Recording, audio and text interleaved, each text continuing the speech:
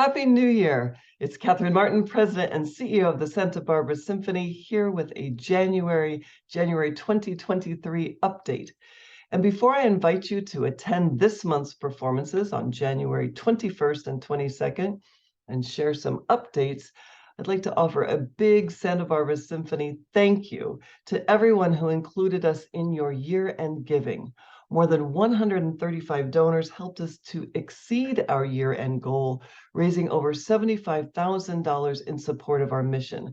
20 of you were first-time donors, and some of you are longtime attendees who made your very first contribution. This means so much to us and demonstrates the momentum that we're experiencing. And that was only part of our year-end celebration. On New Year's Eve, when it was pouring down rain and the wind was blowing, over 1,000 music lovers and dedicated volunteers joined us at the Granada Theater for a rousing concert to end the new year. This is an annual Santa Barbara tradition to mark your calendars now for next season. And now there's excitement as we move into this new year and the second half of our 70th anniversary season. So we have one concert a month, every month, October through June at the Granada Theater. Each month we create a not-to-be-missed experience with music that moves you, surprises on and off the stage, and always a connection of some kind to Santa Barbara. For instance, at this month's concerts, titled Planes, Trains, and Violins, we'll hear the expansiveness of Dvorak's New World Symphony, along with a piece by Grammy-nominated American composer and former Ojai resident, Miguel de Aguilar, his concerto for violin featuring the sensational violinist Guillermo Figueroa, and the concert world premiere of Toccata for Toy Trains by the late great film composer and beloved Santa Barbara resident, Elmer Bernstein. This version is arranged by his son, Peter Bernstein, who will be joining us along with Elmer's widow, Eve, in our audience. Now, this piece may be familiar to some of you, not in the concert hall. So back in 1957, there was a famous stop-motion animated film commissioned by the Eames Office Furniture Company with the score composed by Elmer Bernstein. Now, we've shared the link on our website and in this month's e-notes. We'll have it available for viewing in the Founders Room before the performances and at intermission at the concerts.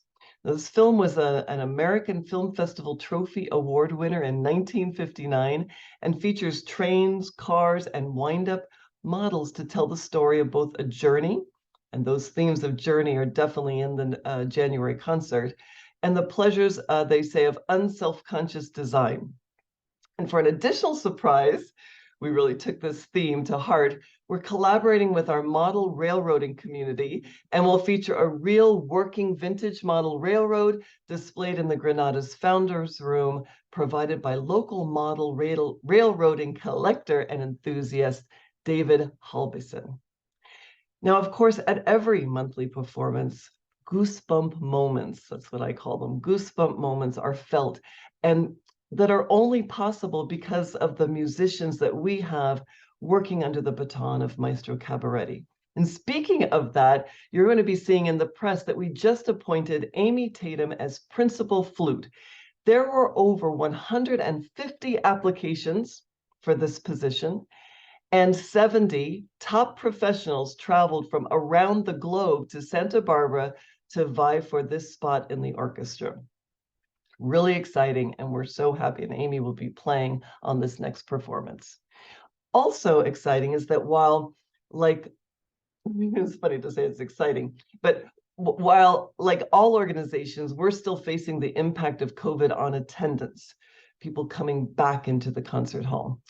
The trend that we are experiencing at the Symphony is that with your help, more and more people are coming to the Symphony. And while we're really grateful for the attention in the press that we've been receiving for NEAR's programming, I can tell you that it is word of mouth, friends inviting friends, that's creating the most impact. The Symphony is truly for everyone, and the enthusiasm conveyed by our attendees is infectious and I have to say, and is needed.